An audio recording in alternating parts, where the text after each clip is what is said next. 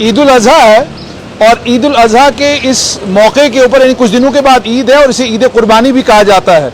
इस ईद के दिन कुर्बानी होती है और ये आप देख सकते हैं ये माल जो है यहाँ पर भेड़ बकरियाँ लाए हुए हैं, ये आप देख सकते हैं ये भाई साहब यहाँ पर खड़े हैं और ये बेच रहे हैं। तो मैं आज भटिंडी और सुंजवा के इस इलाके में मालूम करने की कोशिश कर रहा था कि जो फूड सप्लाईज विभाग ने रेट निकाला है और जिसकी एनफोर्समेंट के लिए बाकायदा असिस्टेंट डायरेक्टर और कई कर्मचारी लगा के रखे हैं जिनको ये जिम्मेदारी दी गई है कि आपने इंश्योर करना है कि कोई महंगे दामों पर जानवर न बेचे। मगर आपको जानकर हैरानी होगी कि जब मैं यहां पता करने के लिए आया तो 70 किलो के बकरे का रेट 30,000 बताया गया। ऊपर जब मैंने पूछा तो 60 किलो के बकरे का रेट लगभग उन्होंने 18,000 के करीब बताया, 24,000 माफ कीजिएगा 24,000 बताया और बताते ही कहा कि ये 60 किलो का बकरा और इसमें से आपको 30 किलो मीट मिलेगा। और यही हाल लगभग सभी जगहों पर है कि जहां पर भी आप रेट मालूम करने के लिए जाते हैं तो जो फूड सप्लाईज विभाग ने रेट लिस्ट निकाली है उस रेट लिस्ट को ऐसे आग लगा के मतलब हवा में उड़ा दिया गया है और अपने मनमाने रेट हैं, अपनी मनमानी है। आप गुजरनगर चले जाएं, आप भटिंडी चले जाएं, सुंजवा चले जाएं, सब जगह पर आपको लोग ये बकरा बेचते हुए मिलेंगे, लेकिन फूड सप्लाईज विभाग के रेटों का कोई ख्याल नहीं रख रहा। और जब आम जन आदमी यहाँ पर बकरा खरीदने के लिए आता है और देखता है, रेट सुनता है, तो रेट सुनने के बाद वो डर जाता है और अपने आप से ये सवाल पूछता है, जम्मू कश्मीर में ये कहा गया था कि कानून का राज होगा और ये भी कहा गया था कि कानून के ऊपर कोई भी नहीं। और फूड सप्लाईज विभाग ने एक असिस्टेंट डायरेक्टर साहब से मेरी बात हुई, मैंने जब उनको ये कहा कि जनाब लोग अपने मनमाने दामों पर जो है बकरा बेच रहे हैं, मनमाने दामों पर सब कुछ बेच रहे हैं, तो उनका जवाब ये था कि आप शिकायत करिए, हमारी एक हेल्पलाइन है।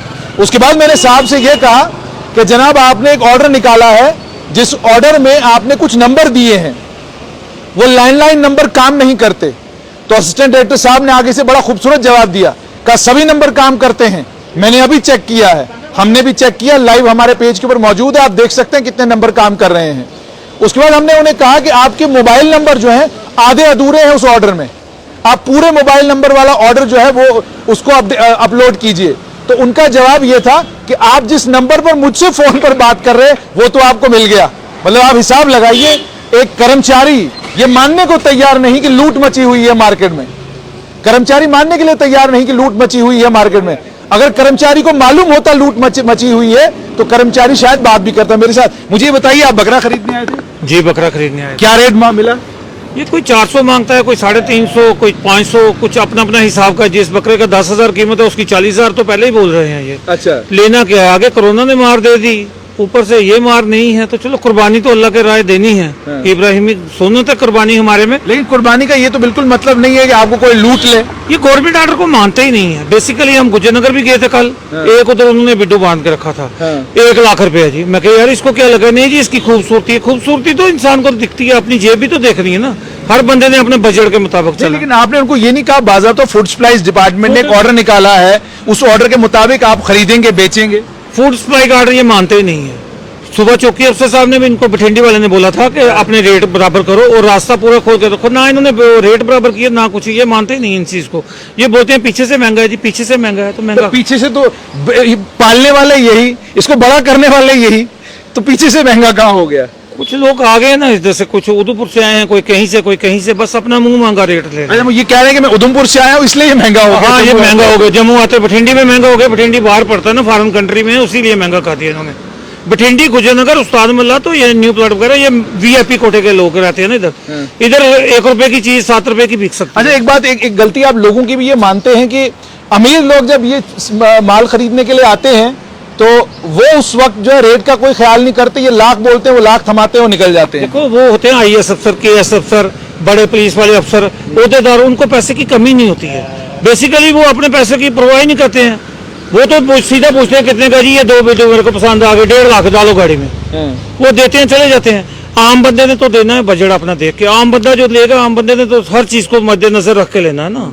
आपको पता है 265 रुपया रेट रखा है सरकार ने इनके लिए कि 265 रुपया या मैक्सिमम ये 315-350 तक बेच सकते हैं, लेकिन ये क्या कहीं पर आपको ये रेट मिला? सर ये इधर कल एक बंदे आए थे, उन्होंने रेट लिस्ट निकाल के साथ लाई थी, इनको बता रहे थे कि ये रेट लिस्ट गवर्नमेंट ने रिपोर्ट की है, ये मानते ही नहीं उस चीज़ को, बोलते हैं हमारा बजट है, आपको लेना है लो, नहीं लेना है चले जाओ। अगर गवर्नमेंट मेहरबानी करके 2-3 बंदे बठिंडी में लगा दे तो रेट बराबर हो जाएगा। रेट बराबर हो जाएगा। गवर्नमेंट अगर मेहरबानी करके 2-3 बंदे भटिंडी में लगा दे। वो असिस्टेंट डायरेक्टर साहब जो हमें कानून पढ़ा रहे थे, कुछ कानून थोड़ा इनको पढ़ाइए। मुझे बताइए इतने महंगे क्यों कर रखे हैं जानवर आपने? सर मेरे तो जानवर नहीं है। जानवर किसके हैं? आपके हैं? मेरे नहीं है। आपके भी नहीं है? तो ये ऐसे ही है यहाँ पर जानवर उधर साहब? चले गए जिसका है। अच्छा, जी तो आप बेचने आए हो खरीदने आए हो? नहीं, मैं खरीदने में नहीं आया हूँ, बेचने में हम मौजूद। अच्छा, मजदूर ऐसे ही खड़े हैं यहाँ पे। वैसे क्या रेट बता रहे थे इन जानवरों का? जानवरों का रेट बकरे का है 280, हाँ, तो पिड्डू का 300। अच्छा, 280 और 300। तो जब मैंने पूछा, मुझे कहा क्या क्या कहते 30,000 रुपया। मैं तो सिर्फ जानने के लिए पूछ रहा था कि भाई कितने का है, क्या दाम पे बेच रहे हो। तो मुझे पता चला 30,000 रुपए में बिक रहा है, 50 में बिक रहा है, 60 में बिक रहा है। बोल रहा होगा वो जिसका होगा, हमें तो मालूम नहीं।